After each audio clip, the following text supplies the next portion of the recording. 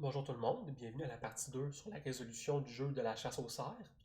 Donc, préalablement, dans la partie 1, on s'était expliqué un petit peu c'était quoi le théorie, en fait, le jeu de chasse aux cerfs.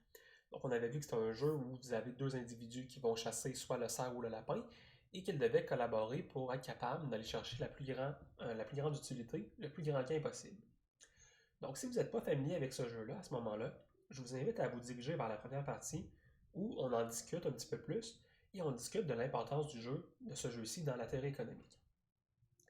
Donc, dans la deuxième partie, nous, ce qu'on va faire, c'est qu'on va plutôt s'intéresser à la matrice des paiements et on va voir si on est capable de solutionner le jeu. Donc, la matrice des paiements ressemble à celle-ci. Vous avez deux joueurs qui ont deux stratégies, chasser le cerf ou le lapin. On remarque tout de suite que c'est une matrice qui est symétrique. Donc, nos deux individus vont naturellement préférer chasser le cerf que le lapin. Vous avez ici, par exemple, que si nos deux individus chassent le cerf, eh bien, nos deux individus vont faire un gain de 5. Tandis que si nos deux individus chassent le lapin, ils vont faire un gain seulement de 1. On sait aussi que chaque joueur préfère chasser, en fait, ne voudrait pas chasser le cerf de façon unilatérale. Donc, si vous chassez le cerf seul, eh bien, votre gain est égal à 0 et le gain du joueur qui chasse le lapin va être égal à 3. Si vous décidez tous les deux de chasser le lapin, eh bien, vous allez avoir un gain de 1 chacun. Donc, chasser le cerf ici représente un risque. Et ce qu'on se demande dans ce jeu-ci, c'est de savoir, est-ce qu'on est capable, en fait, est-ce qu'il y a un équilibre de nage, est-ce qu'on est capable de se situer dans un équilibre de collaboration où on prend le risque de chasser le cerf? Pour répondre à cette question-là, on peut trouver nos équilibres de Nash. Donc, naturellement, l'équilibre double cerf est un équilibre de Nash parce que c'est l'équilibre qui nous apporte le plus grand gain pour chacun de nos joueurs. Par contre, on a également un équilibre de Nash qui est sous-performant, l'équilibre lapin-lapin. Donc, si les deux joueurs chassent le lapin, eh bien, il n'y a aucun joueur qui va unilatéralement décider d'aller chasser le cerf parce que son gain passerait de 1 à 0. Donc, ça, c'est le jeu avec lequel on travaille en ce moment. La question, c'est à savoir dans quel équilibre de nage est-ce qu'on va se retrouver. Est-ce qu'on va chasser le lapin ou est-ce qu'on va chasser le cerf?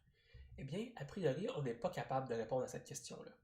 On n'est pas capable de répondre parce que ça dépend de notre compréhension du jeu et de la qualité de nos joueurs, donc on doit être capable de spéculer davantage.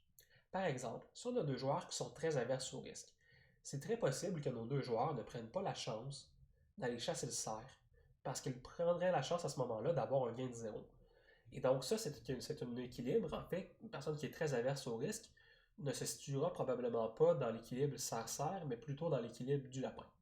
Deux personnes, par contre, qui seraient très à l'aise avec le risque, seraient probablement plus à même de se situer dans un équilibre de chasse au cerf. Donc, d'autres informations sur le jeu peuvent être également importantes pour la résolution, c'est-à-dire l'historique. Est-ce que nos deux joueurs chassent fréquemment ensemble?